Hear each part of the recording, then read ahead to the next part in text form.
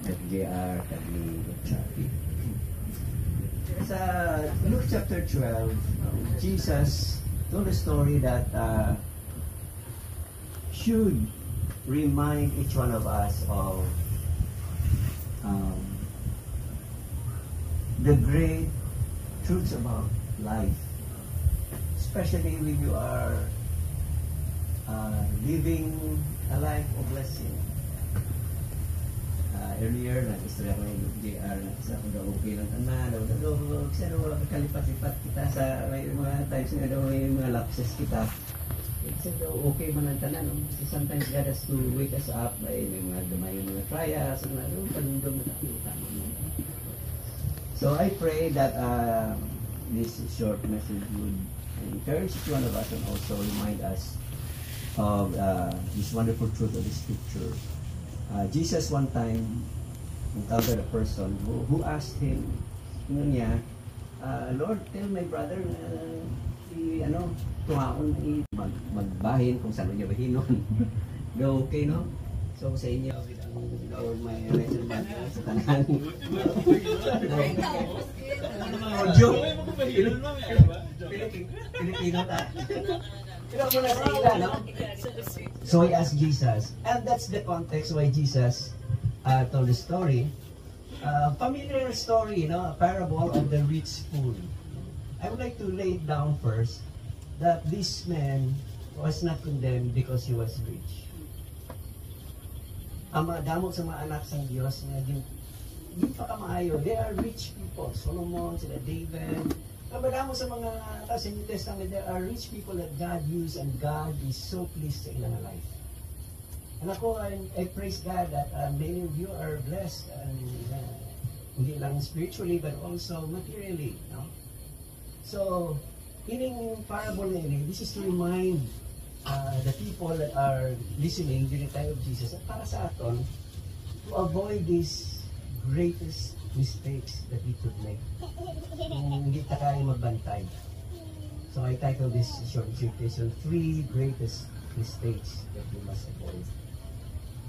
Ang rich fool, kung basahon natin ang iyang ako dito, di ba ang Israel niya, sige niya, tanong niya sa iyang mga barley. He has a good harvest, grabe ang harvest. Tapos sila niya, baw, ang akong na bulikan, hindi na kaigo ang akong na harvest. Sila niya, ako ni gubaon, and then I will build another one, a bigger one. Pagkatapos, punuon ko nisang tanan, istak ko na tanan. And tingin niya, grabe na gina akong kwarta. Kamu na ko kayo, I have everything. Sila niya sa akong na life. Hasta mapatay na lang ko sila. Sila niya, araw na, bastante na. That's what he said to himself. Sila niya, you have everything laid down for yourself. Hambal niya siya pagalingon. Sabi niya, amuin, ako naman. Tapos pagkatapos, sila niya dayon, sila niya, magkahao na lang ko, mga lipay. Muna yan na trabaho na lang. Of course, ang parable si Jesus, but God told him, you're a fool. You're a fool. Because tonight your life will be demanded from you. Then who will benefit from all this that you have stored for yourself? Surprisingly, kung tanawa na ito sa pila na siya ka verses, pila na ka phrases. Pero 9 times ang personal pronoun na I, my, akon lang tanan, pamalapit sa siya. Odo damo namin akon na harvest karon. Ma-share na ko sa akong mga worker. Wala, diyan lang tanan. 3 mistakes is in your food. Una, he's so concerned with the physical. He forgot he has a soul. Preparado ka isa sa physical. Imagine ka, puno ang bodega. Siguro hindi ito maubos kaon kung siyempre, hasta hindi maubos kaon.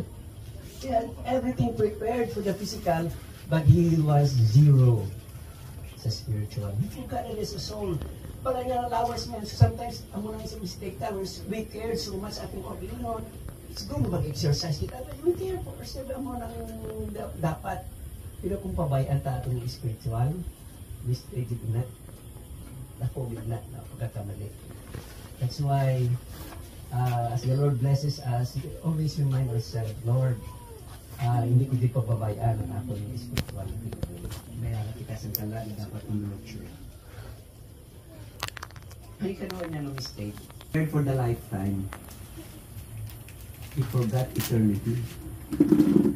He came so prepared. In fact, he had everything in store for the lifetime. Hasta napatay siya, grabe na ang kanya. Ready na tara. Wala na siya sa kinanglanon. So prepared.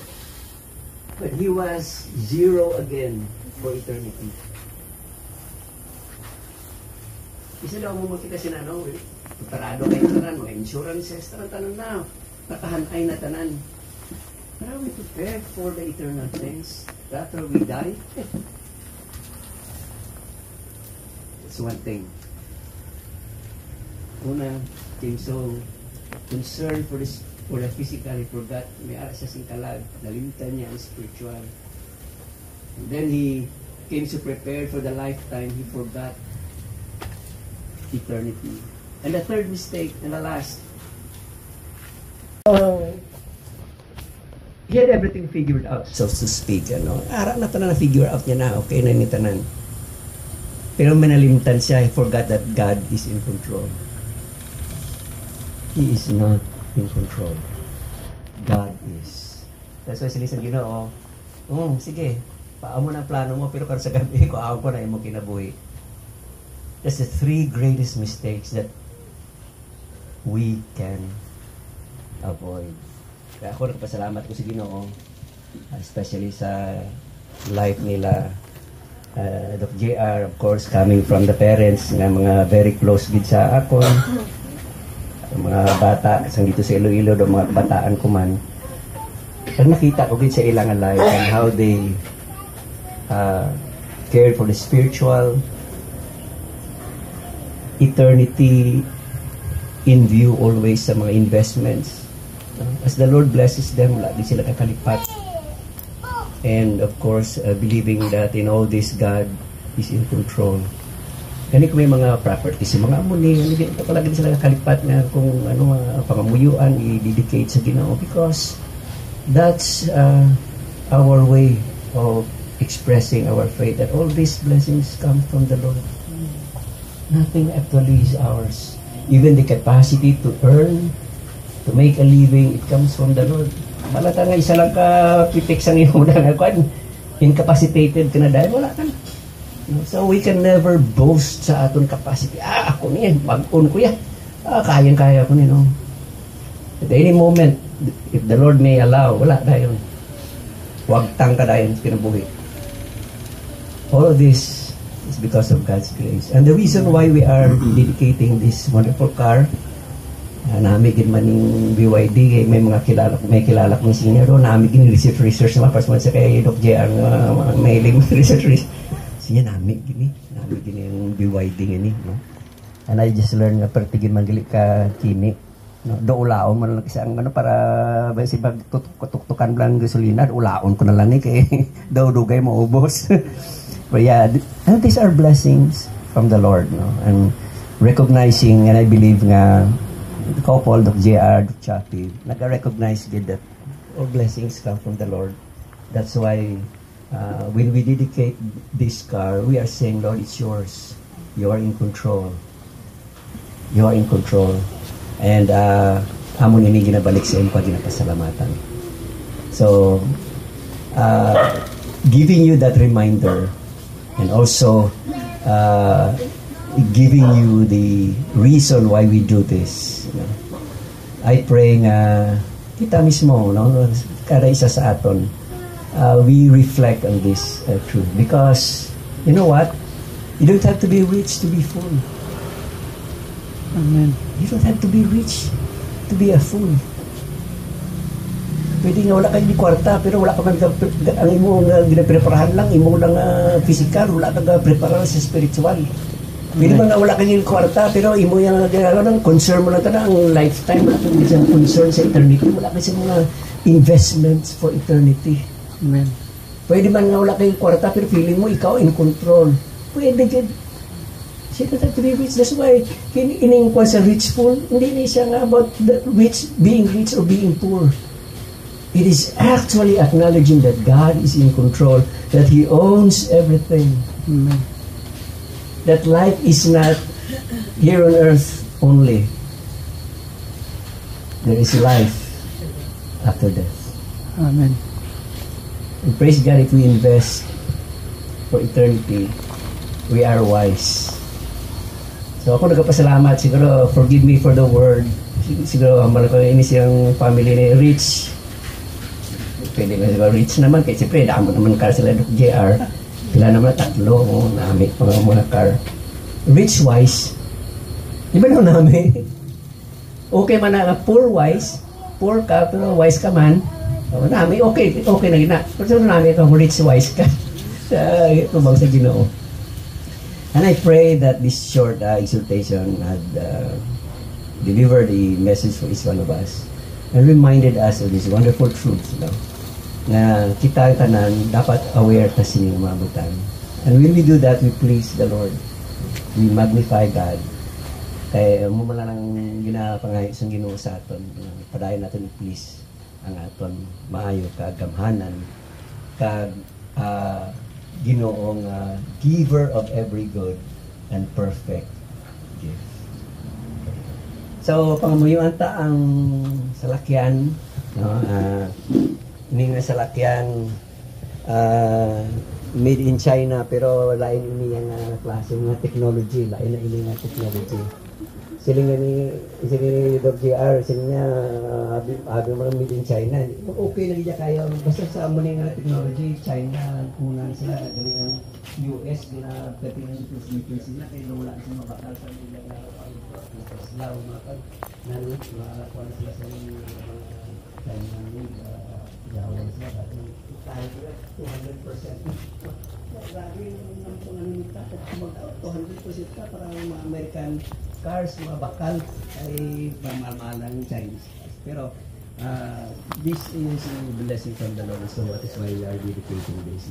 Ang dedication is actually recognition that God is the source of blessing. God is the one who would by His grace and favor bless yung car, mag-protect. Mahimo ini siya nga car nga maging bulig gid sa family, gatag sa comfort, convenience sa family. So we will do this. May kinapuntak kita ng kalithi. So ay ma-pray natin.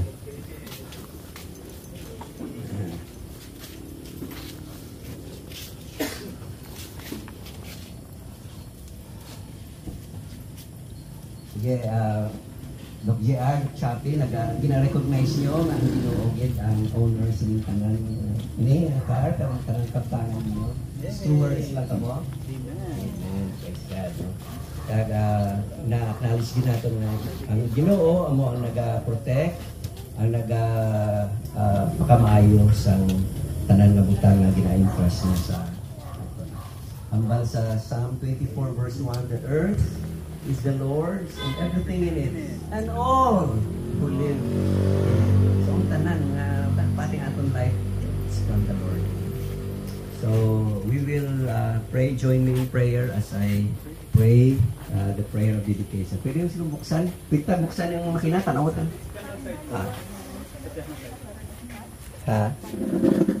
Pwede na, hindi sige, kung gusto niyo pa dala. Sige. Wala bang gini-aso kayo, no? Wala aso. Kay linit, wala aso. Andar na yung makina. Andar na? Wala ka sound. Kamit nyo? Buday ka balkat-lakat, nagaling sila. Buday ka, buday mo ba? Araw ka sa buli mo. Sige. Sige, join me in prayer. Our God and Heavenly Father, we rejoice with Dr. JR and Dr. Chappie. This wonderful gift that you have given them.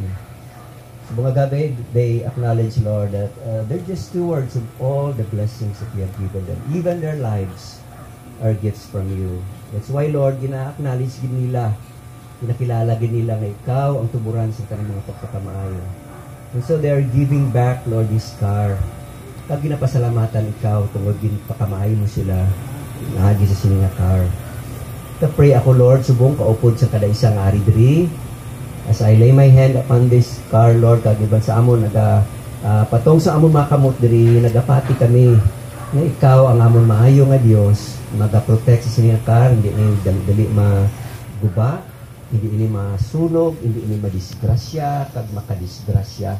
Kay ikaw, gid Lord, ang uyat, magagiya sa mag-drive sini si Doc JR o si Ramboy, si Doc Chappy, sino man magadala sini ang imo nga pagtuy-tuy, ang imo nga pagpakamaayo, imo paggiya, imo ginoo.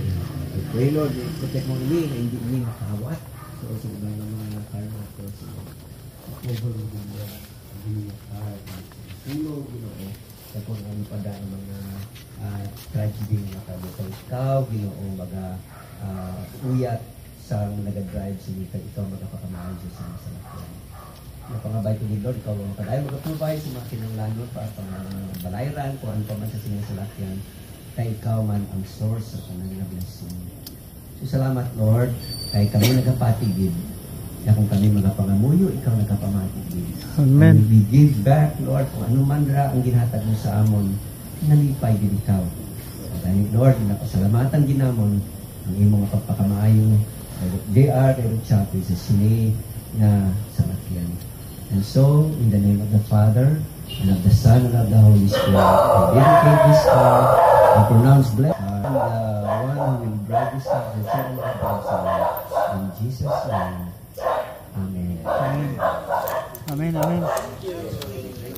Thank you, sir. Thank you. Nakakilinig, no? Oo. Gawin ni Google? Ganda. Yeah. Ganda. He gave us His Son, who yielded His life and atonement for sin, and opened the light gate that all may go in. Praise the Lord, praise the Lord. Let the earth hear His voice. Praise the Lord, praise the Lord. Let the people rejoice. Oh, come to the Father through Jesus the Son, and give Him the glory. Great things He has done. Migo, di ba mo ni baklo mo, Migo? Magaling ka pala latot sa pasok. Ano ni baklo niya? Ano pa kanta sa salakyan? Yeah. Thank you, Pastor. Kaya naman tutong ano din. Thank you, Pastor.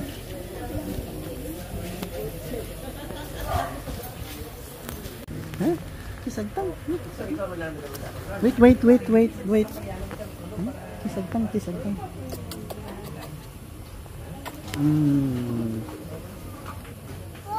Yeah. Incheck. Yeah. Kita mo lang, ikaw mauya. Okay. Talaan kag dalayawon namon nga Dios nagapasalamat kami karong gabi na naging mga saksi sa mga panalangin na gihatag nimo sa imong mga anak. Dari karon Dios ining grasya sa among tunga pagkamayuan ninyo makadugang si puso pagkabakod sa among makalawasan sa bidisyon ni makamot si Ginoo. Amon ni pagbatunon nga may kalipay kag pagpasalamat sa pangalan ni Jesus. Amen. Amen. Okay. Ay. Uy. Good.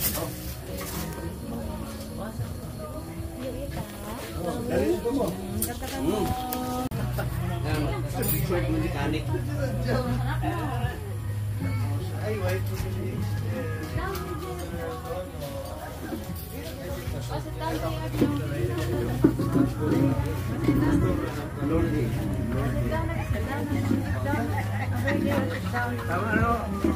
May pabong sinok niya na.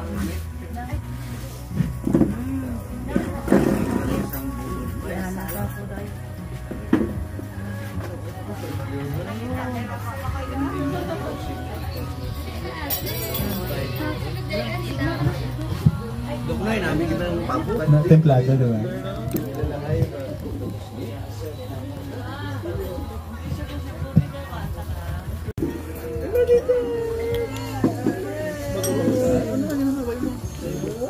TikTok. That's your friend. It's your brother. Ay, si Kai. Yeah. Uy, ang sige cellphone. Say hi to everyone.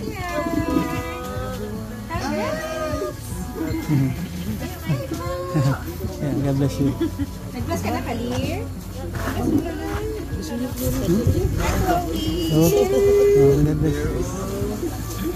Hi, David!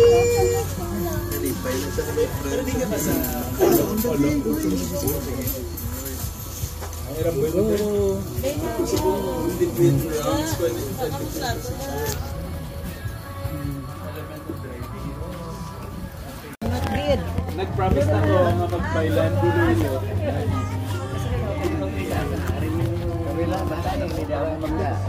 Preha naman kung ara kami sa mensa. Ginagad ko na ito mga ginagad ko ito sila. Ginagad ko na ito sila.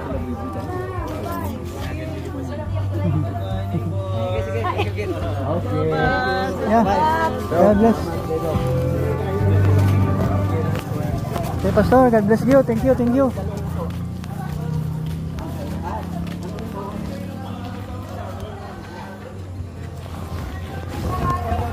Upod na lang mo. Oh, Doc. Thank you. We're going to play. We're going to the mountain. We're gonna camp.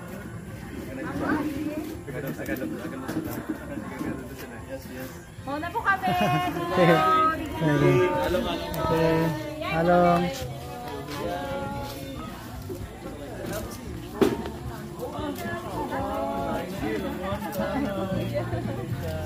Our camping daw sa Manila. Nalay kami ni ano, ni ate. Okay. Yung City Hall, kaganito mo? Okay. Nice. Look at the picture. Picture. Picture tabi. Hey, Baba. Picture ta. Picture tabi. Guys, picture B. Eh, mami mo pang picture po. Picture na, babe. Picture na. Wait ko, nag-amo na. Oh, siyempre! Malagi na akong bisita. Hi.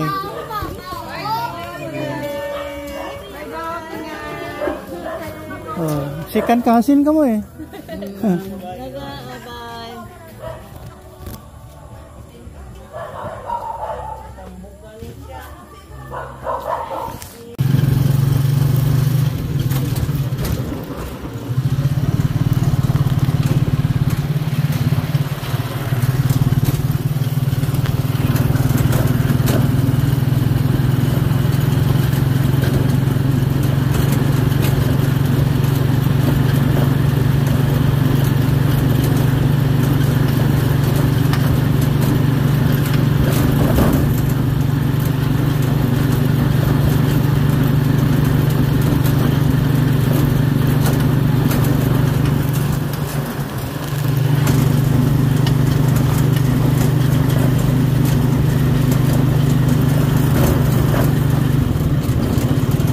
Kanto lang sang gym ah.